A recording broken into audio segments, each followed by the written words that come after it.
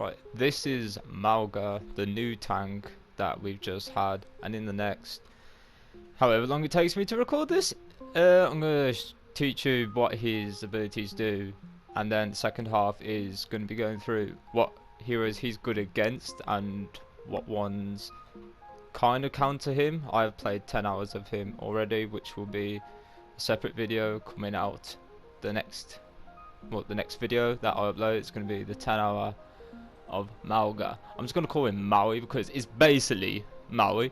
He's just pawned in his magic hook and got 2 revolving miniguns. So let's get into it.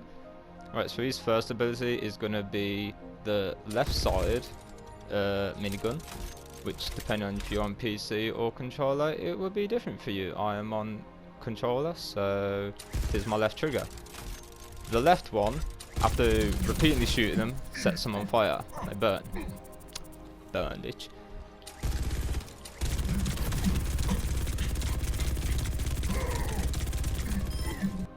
The ability on his right minigun is he does extra damage to burning enemies, which is crit damage. So if I set him on fire and then it's all crit. And then if you press both fire buttons together, this happens.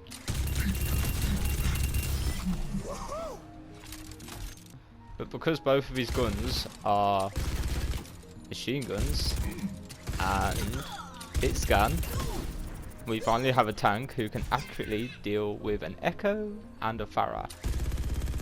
They are not going to be having a good time if you're playing this tank, so play this tank and don't let them have a good time. Thank you.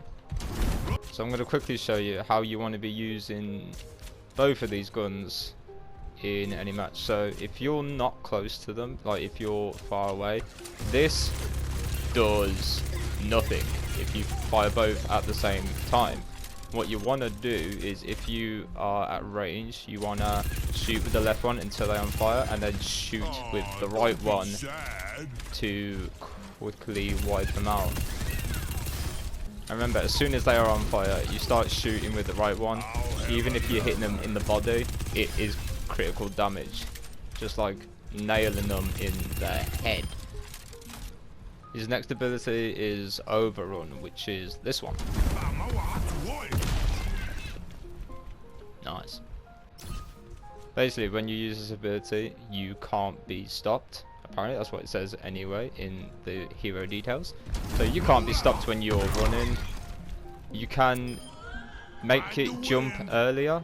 So if you just press jump, you'll do it. You can do it anytime when he's running. And it also has knockback. Fired up like a volcano.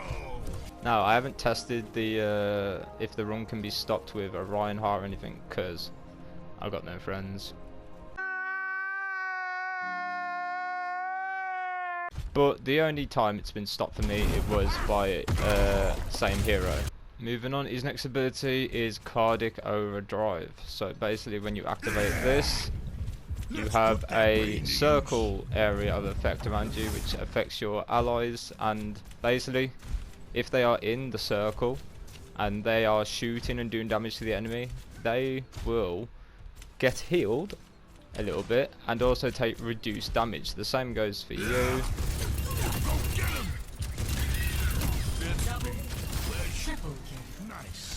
Another thing with his charge, if you're using it not to attack, or if you're using it just purely to get back from spawn, you can cancel his jump he does at the end, but still jump to get yourself a nice little boost, and I'll put some clips of that in right now so you can see what that looks like.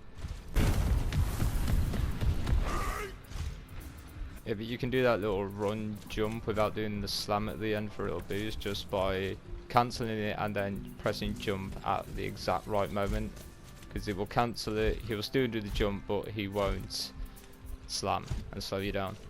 His passive is called Berserker. He gains temporarily health when dealing critical damage. This makes him so hard to die / kill. You thought Orisa was bad? You ain't seen nothing yet. And finally we get to the ultimate, The ultimate is a lot of fun to use and very terrifying for the enemy team. Basically what this does is, I will show you. You put this down, you cannot leave this area, they cannot leave this area, they are chained here just like you. You have unlimited ammo while the ult is activated, and they cannot go anywhere. They are stuck with you inside that little ring. This ultimate is really good if you can trap a few of the enemy team inside the ring, and if you get nanoed, there is no hope for them. They are going to die. It's inevitable.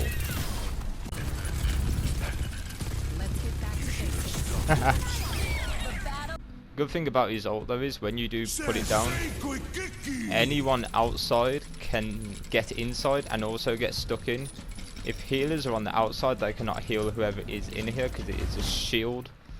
But you can break it from the if you're on the enemy team, you can break it, mow it down. Does take a little bit. Another good thing about the ult though is if if you do trap people inside and say it's in overtime, you can just hold them there and they'll see nothing, or overtime will run out and they'll lose the match. So you can just use it as a prison to just keep people in there. But that is all of his abilities in a nutshell. Just a quick recap. That sets on fire, that does damage to people who are on fire. Run, slam, protect yourself, protect your teammates, and prison. Right, now we're going to go over who he's good to go against and who you should pick to go against him. Starting off with the tanks, Orisa gets melted by him. Orisa stands no chance against him. He does just wipe the floor. In my experience anyway, it might be different depending on who's playing on the Orisa on the other team, but I wipe the floor with every Orisa I come up against. Next one, Hog. Hog's a bit of an interesting one. You can kind of just melt him down and completely wreck him, but Hog can sometimes make a little bit of a comeback. The one tank which is a bit of a pain to go against is Zarya. If you shoot her bubble, which every Zarya just pops bubble all the time, so you barely have a chance to actually fight them, she does just get charged up. She will just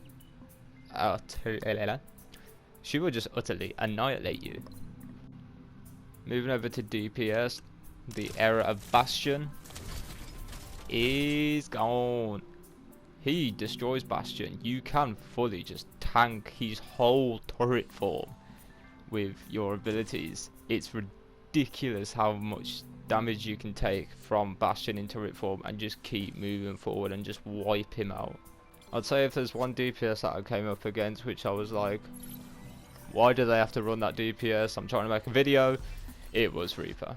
Reaper is a nightmare, kind of, because yes, Reaper gets in close, you have to be in close to do a lot of damage, and Reaper can just completely wipe you out, especially if your team's got a Zen. It's just not a good combo to go against. And then one support player, if there's an enemy Brig on the other team, she's not going to be able to play. She just won't. If you get in her face, you instantly shred her shield, shred her, and that pretty much is the end of Brig. Now one support that is good to play against Maui is Zen. Hey, who would have thought that? Discord orb, woo. But yeah, Zen, Discord orb, it's not nice. Now Mauga is a brawling tank, and let me tell you, he definitely does not disappoint in that area. Probably one of the most fun brawl tanks I've ever played with. Once you get into the middle of a fight, it is just so much fun. You don't take any damage, your health will not go down, and you will just wipe out the whole enemy team. Just saying that, if you found this guide helpful, a like would be very much appreciated. Also subscribe for future Overwatch content. Like I said earlier in the video, I am doing a 1 to 10 hour video with Maui, and I know he's only out for one day, but I did it somehow. I need to go and have a shower. But yeah, cheers, bye.